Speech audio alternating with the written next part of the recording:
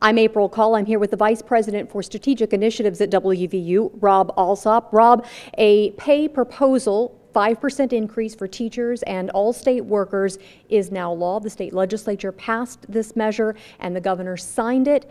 What will this proposal mean for WVU employees? So we have good news to report. The governor has signed the pay raise bill for teachers, school service personnel, and state police, but there's also an agreement amongst the legislative leadership of both parties and the governor to provide a 5% compensation adjustment for all public employees.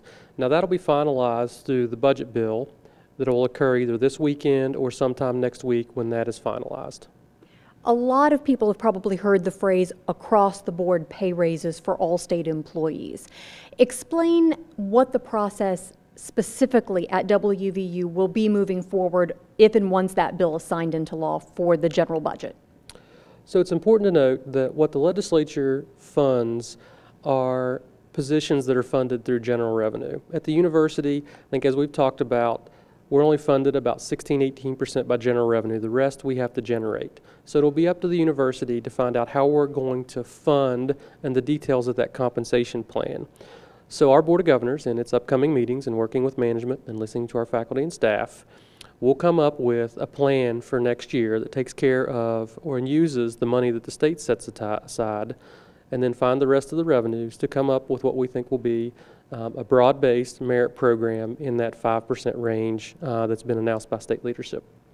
And we're going to have updates on that in Mountaineer e-News as it moves forward. But this has been all along about more than just compensation. There have also been a lot of concerns about PEIA and some potential changes to that program.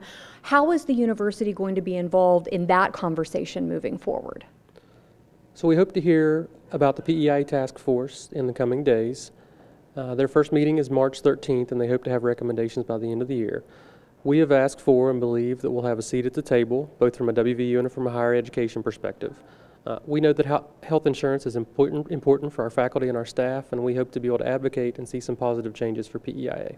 Now back to compensation for just a minute. I want to clarify the 2019 fiscal year proposal that we've been hearing a lot about in recent days is separate from the 2018 package that the university's already been working on. Isn't that right? Yes. So we know it's been too long since we've had compensation adjustments for our employees, and that we have some employees, faculty and staff, who are now below market, and we need to take action. We've heard it from faculty, our staff, and from our board. So for this fiscal year, we've actually set aside monies to do some critical retention and some market-based adjustments for those who are what we consider to be below market.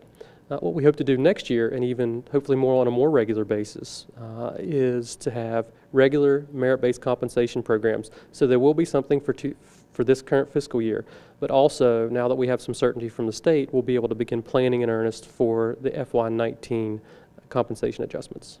And just be on the lookout for updates again in upcoming editions of Mountaineer e-News. There will also be campus conversations announced. We'll also have that information for you as well in e-News. So be sure to look for all of that and more at enews.wvu.edu.